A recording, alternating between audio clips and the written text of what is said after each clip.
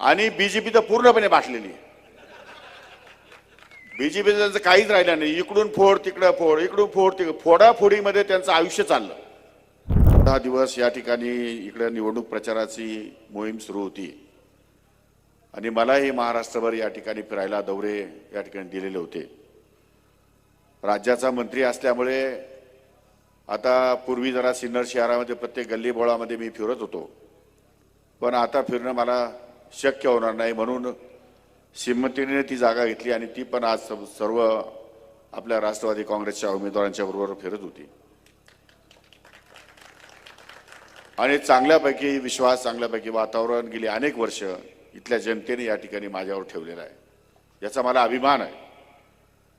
मी कुठेही राज्यामध्ये गेलो आणि कुठेही काहीही बोललो, कसंही बोललो, तर एक गोष्ट मात्र नक्की आहे की मी खोटं कधी बोलत नाही। आमच्यामध्ये काही गोष्टीचं साम्य आहे,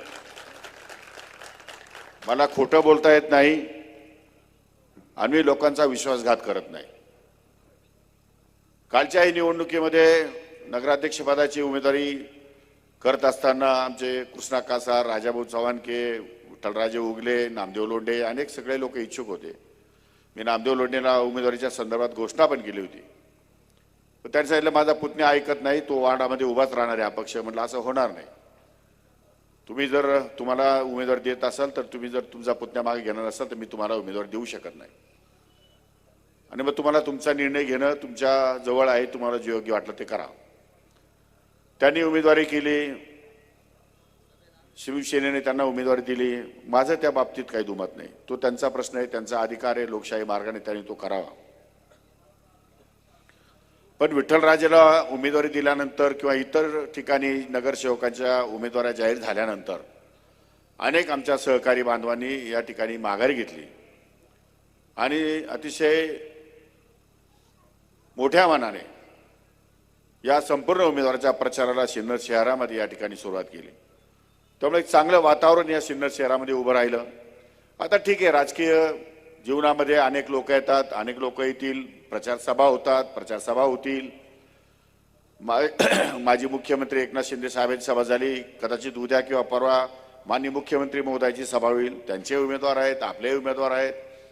खरं म्हणजे मी आज संपूर्ण महाराष्ट्रामध्ये फिरत असताना महाराष्ट्रामध्ये लढाया फक्त आपसापसामध्येच आहे, म्हणजे युतीमध्येच जास्त लढाया, निवडणूक संघर्ष हा युतीमध्येच आहे। विरोधी पक्ष तर कुठेच काही दिसत नाही, आपल्याकडे थोडासा उभाटा दिसतो, तोही बाटलेला आहे आणि बीजेपी तर पूर्णपणे बाटलेली आहे। बीजेपी त्यांचं काहीच राहिलं नाही, इकडून फोड तिकडे फोड, इकडून फोड तिकडे फोडाफोडीमध्ये त्यांचं आयुष्य चाललं आणि जुने बिचारे कार्यकर्ते घरी बसले।